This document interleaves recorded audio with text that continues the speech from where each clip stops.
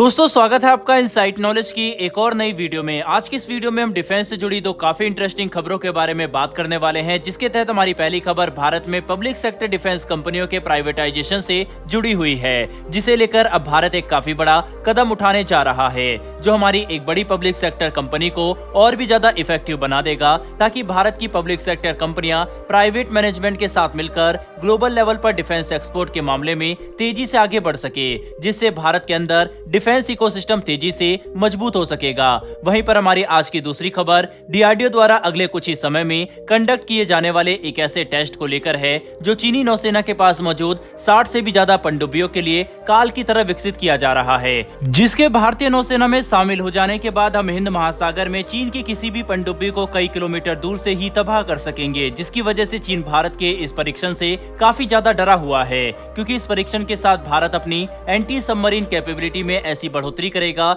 जो हमारे लिए फिलहाल काफी ज्यादा जरूरी है। तो चलिए बिना समय बर्बाद किए अब इस वीडियो को शुरू कर लेते हैं। दरअसल दोस्तों, सामने निकल कर आ रही लेटेस्ट रिपोर्ट से अब ये बात कंफर्म हो चुकी है कि अगले कुछ ही महीनों में भारत अपनी public sector defence company BEML limited के 26% शेयर और मैनेजमेंट को किसी दूसरी कंपनी तक ट्रांसफर करने के लिए टेंडर जारी कर सकता है, क्योंकि फिलहाल भारत अपनी पब्लिक सेक्टर डिफेंस कंपनियों के प्राइवेटाइजेशन पर काफी ध्यान दे रहा है। इसीलिए BEML लिमिटेड के 26% शेयर को किसी प्राइवेट कंपनी को बेचना इसमें एक काफी बड़ा कदम होगा, क्योंकि फिलहाल इस कंपनी के 54% शेयर यानी मेजॉरिटी स्टेक भारत सरकार के पास है, लेकिन अब अगले कुछ ही महीनों में ये सब कुछ बदल सकता है। बता दें कि BEML भारत की कुछ सबसे सफल और इफेक्टिव डिफेंस कंपनियों में से एक है, जो रेलवे, मेट्रो कंस्ट्रक्शन और माइनिंग समेत डिफेंस के सेक्टर में अपना बिजनेस करती है। आज के समय में इस कंपनी के पास 5000 करोड़ से ज्यादा के एसेट मौजूद है और इसमें 7000 लोग काम भी करते हैं, लेकिन प्राइवेटाइजेशन पॉलिसी की वजह से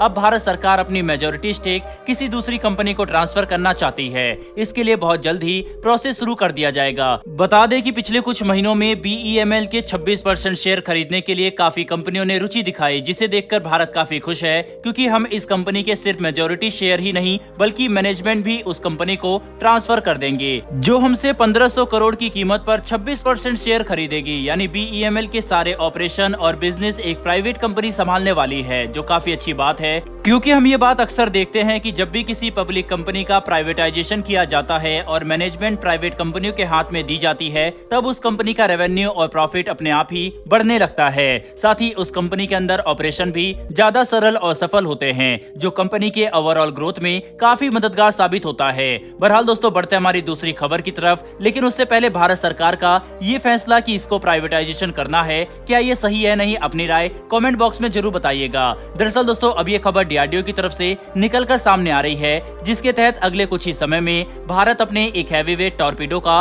बड़ा परीक्षण करने वाला है, जिसके इस्तेमाल से हम हिंद महासागर में अपनी एंटी सबमरीन कैपेबिलिटी को कहीं गुना ज्यादा बढ़ा सकेंगे। सबसे बड़ी बात तो यह है कि हम जिस टॉर्पीडो का परीक्षण करने वाले हैं, उसे बिल्कुल नए सिरे से विकसित किया गया है और इसके डेवलपमेंट में भारत की NSTL यानी naval science and technology laboratory का बड़ा योगदान है, जिसने इस भारी भरकम हथियार को ऐसे विकसित किया ताकि इसके इस्तेमाल से हम समुद्र की सतह पर मौजूद युद्धपोत और सतह के नीचे मौजूद पनडुब्बियों दोनों को आसानी से तबाह कर सकेंगे, जो किसी भी टॉर्पीडो के लिए काफी बड़ी बात है। इतना ही नहीं, बल्कि इस टॉर्पीडो की एक्यूरेसी को बढ़ाने के लिए इसे एक वायर की मदद से गाइड किया जाएगा, जो दूसरे नेविगेशन सिस्टम के मुकाबले ज्यादा सटीक होगा। बता दें कि सिस्टम के साथ ये एक नया हैवीवेट टॉर्पीडो 20 किलोमीटर की दूरी तक किसी भी तरह के दुश्मन को तबाह करने की क्षमता रखेगा, जो हिंद महासागर में भारतीय नौसेना के लिए काफी बड़ी क्षमता होगी, जिसके इस्तेमाल से हम कई तरह के समुद्री खतरों को तबाह कर सकेंगे। पिछले कुछ समय में चीनी नौसेना के जासूसी जहाज और सबमरीन अक्सर भारतीय समुद्री सीमा के आसपास